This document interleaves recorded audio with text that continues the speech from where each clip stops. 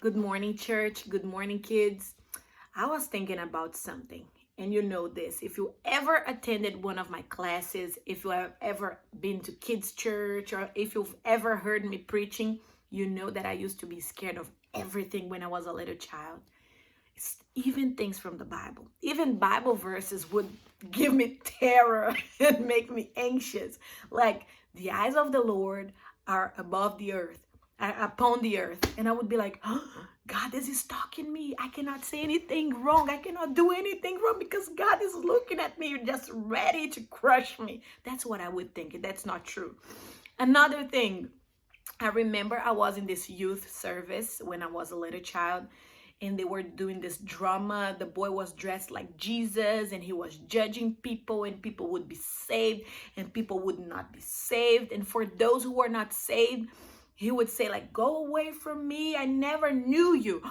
And that struck me with horror. I'm like, oh, how can God not know someone? How can I was so confused, and I remember I asked my parents, and they say it's in the Bible.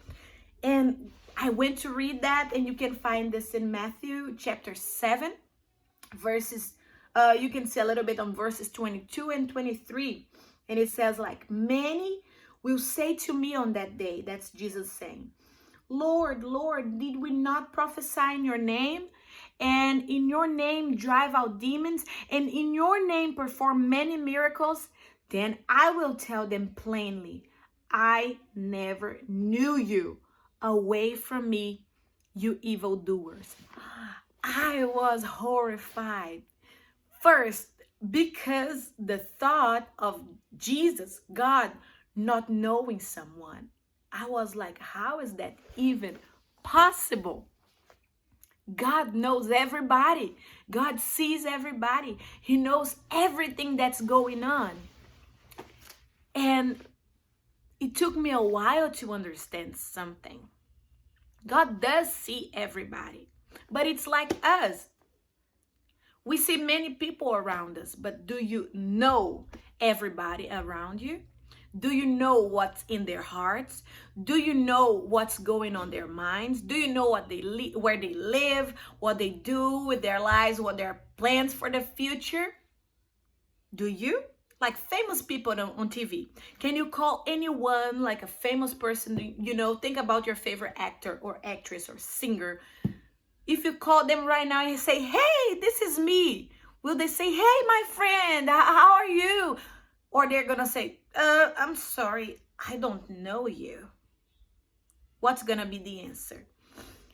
So my conclusion is, God, he created us for relationship. He wants to know us, and we are supposed to know him. But how can we know God? Especially through the Bible and through prayer.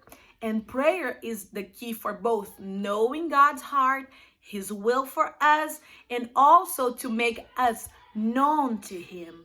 Because let me tell you something, my friend. God, he wants to hear your voice. The Bible says that he knows what we need even before we say it. But it doesn't mean that he doesn't want to hear from us. Yes, he wants to hear what's going on in your mind, what's in your heart, what you're scared of, what you dream of. He wants to know you. Tell him today what's in your heart, what's in your mind, and ask him to tell you what's in his heart and what's in his mind, because that's the secret to spend eternity with him. Because here on the chapter 7, he says that the eternity is for those who know and do his will. So today, spend some time in his presence and say, God, show me your will. Help me to do your will. Help me to be known by you, and help me to know you more today. So that's what I want to tell you today. And may God bless you. Have a blessed week.